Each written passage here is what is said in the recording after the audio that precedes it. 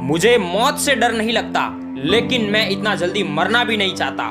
ये शब्द हैं एक ऐसे साइंटिस्ट के, एक ऐसे प्रोफेसर के, या यूं कहे एक ऐसे ऑथर के जिनके शरीर का 95% भाग काम नहीं कर रहा था, लेकिन फिर भी अपने फील्ड के बादशाह बनने के लिए लगातार काम करते रहे, लगातार अपने पैशन को फॉलो करते रहे और जिद्दी बनकर अपने काम पर अड़े रहे। दोस्तों, आप खुद इमेजिन करो कि जब आप बीमार होते हो या नॉर्मली आपको हल्का सा बुखार भी आता है, तब भी आपका काम करने का मन नहीं करता, आपका पढ़ाई करने का मन नहीं करता, यहाँ तक कि आपका खाना खाने का भी मन नहीं करता। और ऐसे में ये भाई साहब 55 सालों तक एक व्हील चेयर पर बैठे रहे, बीमारी से जूझते रहे और अपने काम को अंजाम देते रहे। ये तो सिर्फ और सिर्फ पागल और जिद्दी लोग ही कर सकते हैं। इतना हौसला समझदार लोगों में नहीं हो सकता मेरे दोस्त, ये सिर्फ पागलों का ही काम हो सकता है। जब आप और मैं 20-22 साल की उम्र में जिंदगी के मजे ले रहे होते हैं, बॉयफ्रेंड गर्लफ्रेंड के साथ घूम रहे होते हैं, उस उम्र में लीजेंड स्टीफन हॉकिंग साहब को न्यूरोमोटर डिसीज नाम की एक बीमारी हो जाती है। इस बीमारी में शरीर का कोई भी अंग काम करना बंद हो जाता है और इंसान जिंदा लाश बनकर रह जाता है।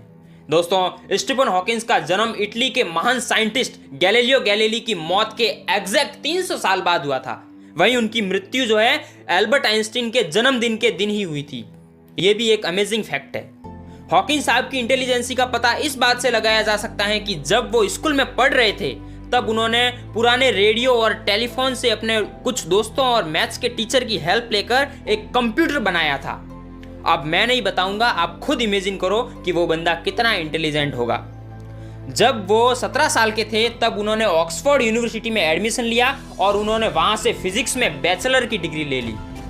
आगे पढ़ लिख कर वो कैम्ब्रिज यूनिवर्सिटी में प्रोफेसर बने।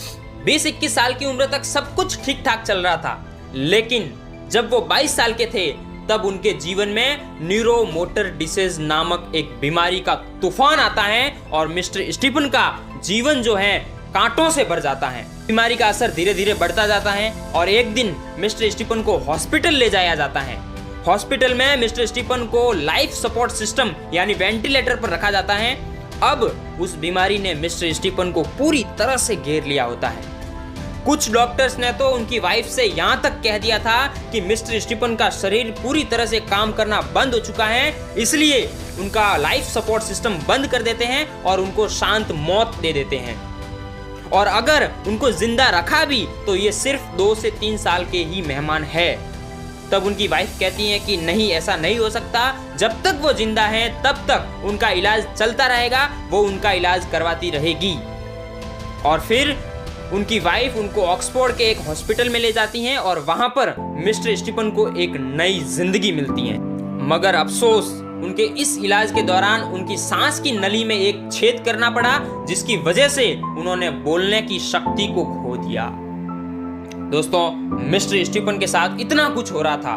कुछ डॉक्टर्स ने कहा कि ये सिर्फ 3 साल के मेहमान हैं, कुछ डॉक्टर्स ने कहा कि इनको शांत मौत दे दी जाए, इन्होंने अपने बोलने की शक्ति को भी खो दिया। लेकिन अगर कोई चीज थी जो इस बंदे ने कभी नहीं खोई, वो थी मिस्टर स्टीफन का विल पावर। वो अभी भी बोल रहे थे कि अपनी पढ़ाई को जारी रखेंगे, अपने काम को जारी रखेंगे और अपने रिसर्च को जारी रखेंगे। तब उनको अपने घर वालों ने भी बोला कि भाई, तूने तो अपने बोलने की शक्ति को भी खो दिया है, अब तू कैसे साइंस के फील्ड में अपना काम कर पाएगा? तेरा तो 95% शरीर काम करना बंद हो गया है, कैसे करेगा तू?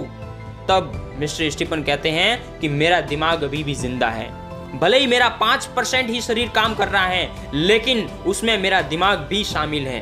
और तब मिस्टर स्टीफन के एक दोस्त मार्टिन किंग, जो कि पेशे से साइंटिस्ट थे, वो एक वर्ड प्लस नाम की कंपनी को जानते थे। उस कंपनी ने मिस्टर स्टीफन के लिए इक्विलाइजर सॉफ्टवेयर बनाया और उस सॉफ्टवेयर को मिस्टर स्टीफन ने अपनी व्हील चेयर के ऊपर सेट कर दिया और उसका जो स्विच था वो अपने अंगूठे के पास रख दिया। अंगूठे से उस स्विच को मिस्टर स्टीफन धीरे धीरे दबाते थे और अपनी लैंग्वेज को बोलते थे और अपने लैंग्वेज को हैंडल करते थे और इस तरह से उन्होंने बोलना सीखा। ये जिंदगी है जनाब, इम्तिहान लेकर तुझे खुद से लड़ना सिखा देगी। जो मेहनत है तेरी, जो हिम्मत है तेरी, जो जज्बात है तेरा, तुझे हर हाल में हर जंग जीतना सिखा देगी। अब मिस्टर स्टीफन अपने अंगूठे को धीरे धीरे हिलाकर बोलने लगे और अपने काम को करने लगे। लेकिन शायद ईश्वर को यह भी मंजूर नहीं था। अब उनका अंगूठा जो है वो भी काम करना बंद हो गया और उनका काम रुक गया। तब मिस्टर स्टीफन अपने मन ही मन में कहते हैं कि कटेंगे पर मेरे, फिर भी मेरी परवाज बोलेगी, मेरी खामोशियों में मेरी आवाज बोलेगी। अरे कहां तक मिटाओगे मेरी हस्ती, मेरा जज्बा, ये मिट्टी मुझे जर्रे जर्रे से जाबाज बोलेगी, ये मिट्टी मुझे जर्रे जर्रे से जाबाज बोलेगी। अब मिस्टर स्टीफन ने देखा कि उनका अंगूठा तो काम करना बंद हो गया है, अब रोने धोने से कुछ नहीं होगा। तब उन्होंने देखा कि उनका जो गाल है वो गाल अभी भी हल्के हल्के से हिल रहा है। तब उन्होंने जो स्विच था अंगूठे के पास वाला, वो स्विच उन्होंने अपने गाल में सेट करवा दिया और अपने गाल को धीरे धीरे हिलाकर बोलने लगे। मेरे दोस्त, जिनको जो करना होता है ना वो तो उस काम को कर ही लेते हैं, वरना एक्सक्यूज देने वाले आपको हर जगह मिल जाएंगे कि मैं इस वजह से नहीं कर पाया, इसके कारण नहीं कर पाया, ये हो गया वो हो गया, पता नहीं क्या क्या एक्सक्यूज दे देंगे आपको।